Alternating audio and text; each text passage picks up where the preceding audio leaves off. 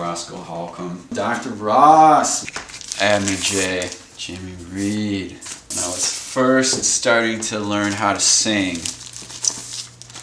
I think it was this record playing in my room when I still lived it with my parents, and I'm singing along to it, and of course my dad said something like, "What's the matter, you sick or something? Sound like a dying cow." God, I love Dr. Ross. Anything with a washboard and a jug in it, I'm into it. I'm getting old now because I'm starting to like traditional jazz. There was a store in Detroit called Cunningham's, and Cunningham's, I'm pretty sure when I was about 5 years old, which would have been 1970, had cheap Japanese electric guitars.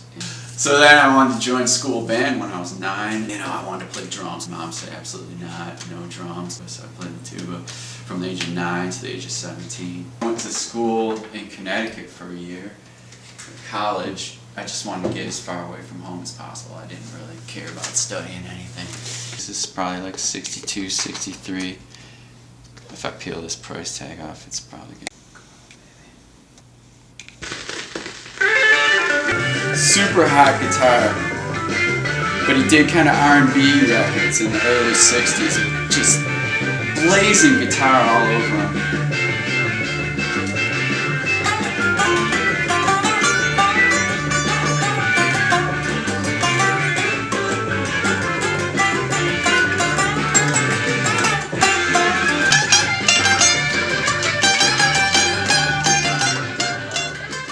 Mick had gone to Hart Plaza, and one of my friends, Tom Lynch, was there. Mick was with some of his buddies and saw Tom wearing this great Motown t-shirt.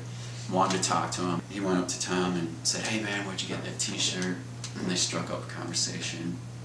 And so I went to visit Tom. Mick and I just really found out that we were kindred spirits. He told me about all these bands that he wanted to do.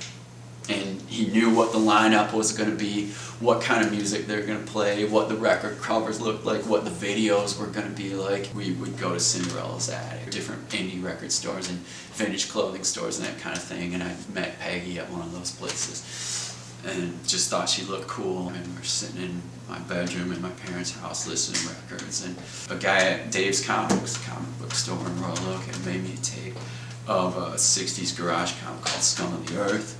We're listening to that, and Mick says, "Man, these songs only have like 3 chords in them. Maybe we could play this stuff." That was like what I was waiting for, an excuse to start a band with Mick, And Mick had already written a couple songs for our first practice. He wrote Thunderbird ESQ and You Make It Move before we even had our first practice. And we brought a tape recorder, we brought a bass and a guitar. And we actually recorded our first practice.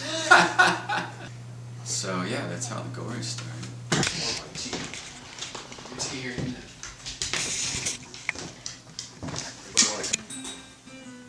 You ready? Mm-hmm. This is my 67 Hummingbird. And I did buy this because it's Keith Richards' favorite acoustic.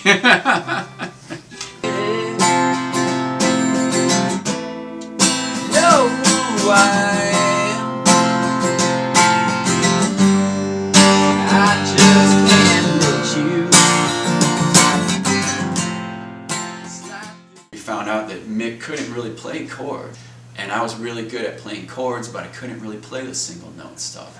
So between the two of us, we added up to one normal guitar player. Rob Tyner did an open mic at St. Andrew's Church on the Wayne State University campus. And we signed up for it. And we're low man on the totem pole, so we got pushed way to the end. Everybody else got to do the thing, and it was really boring. And we were like falling asleep. Mick and Peggy had drunk a bunch of Thunderbird and done some mushrooms. And I stayed sober because I knew I had to hold it together.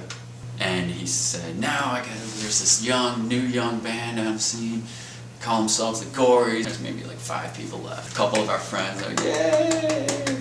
So we get up there and we played our 5 songs, barely got through them. Come.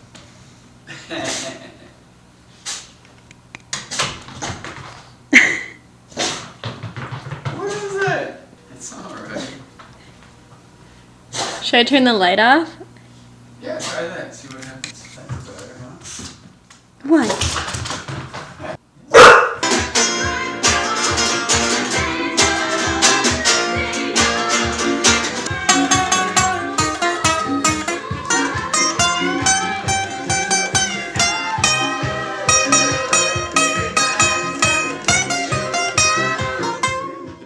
After I'd flunked out of college and I was living at home again, my band that I was in, I was the singer in the onset. We had a gig scheduled one night, and the guitar player came to the door and knocked on the door, and he's like, and my parents said, he can't go, he has to study. And they're like, what the fuck, dude, come on, we got this gig. I was like, I'm sorry, my mom and dad, I can't go, I'm sorry, guys. I mean, after that, I was like, fuck this is never gonna happen again.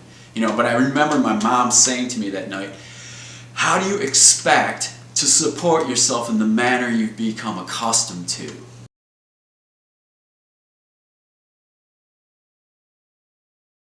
My mind was made up. I mean, I was an artist. I was gonna be an artist no matter what.